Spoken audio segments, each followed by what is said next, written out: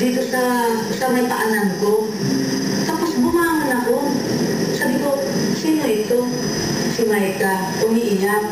Kasi nanginginig na pala sa lamig.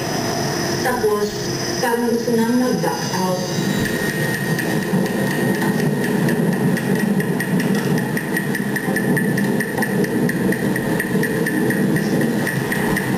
Sabi ko, tiisin. Sabi ko, hayaan na, huwag mo na naintindi kasi nandito ka, huwag kang mag-back out. Kasi ilang araw pa yun, walang nangyayari sa'yo. Saya yung pinagpagura mo. Mas lalo na dito, hindi ka mag-ayos.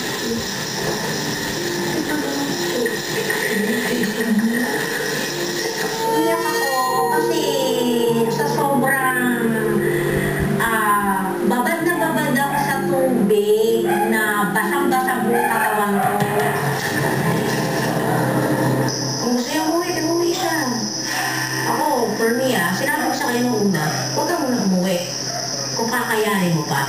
Daw siya kasi feeling ko sa gutom yan. Sa gutom. At saka isa pa, kung talaga marami siyang rashes, kaya mo na siya. Pati sa Manila, may bubble gum siya, katrabaho siya, aircon, gano'n.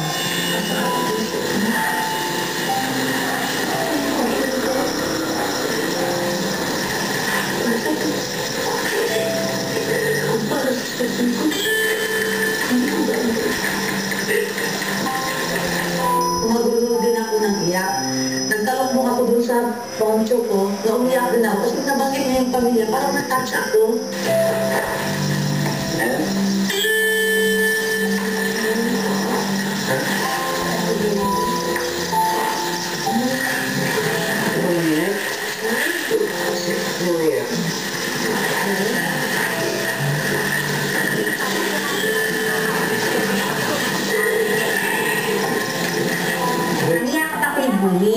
Sabi niya, bakit ka, no? Ang sabi ko lang, kasi sabi ko, alam niyo, sa totoo lang, ginagawa ko lang, tinipis ko lahat ito, kasi ginagawa ko ito para sa pamilya ko, kasi gusto ko silang tulungan, may pangarap ako sa kanila.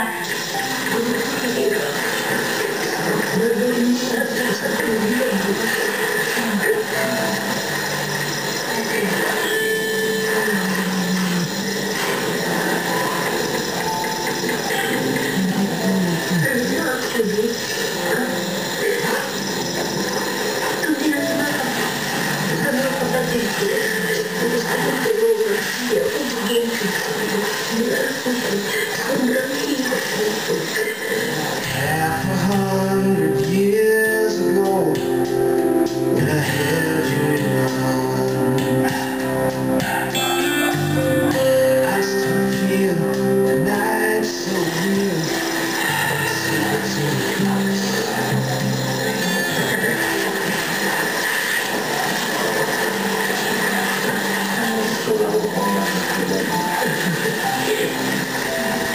After this, nag-eat a lot, nag-eat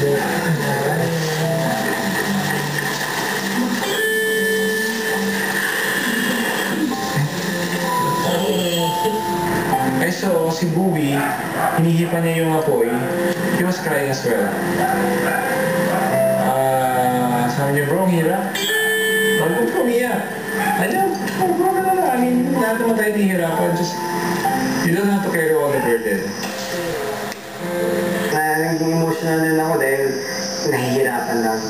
Ganun ang hirap lang.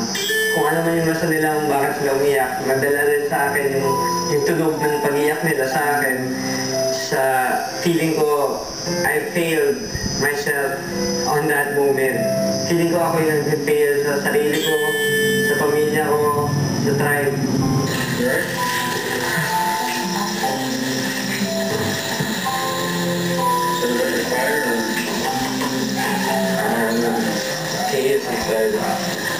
Chaos.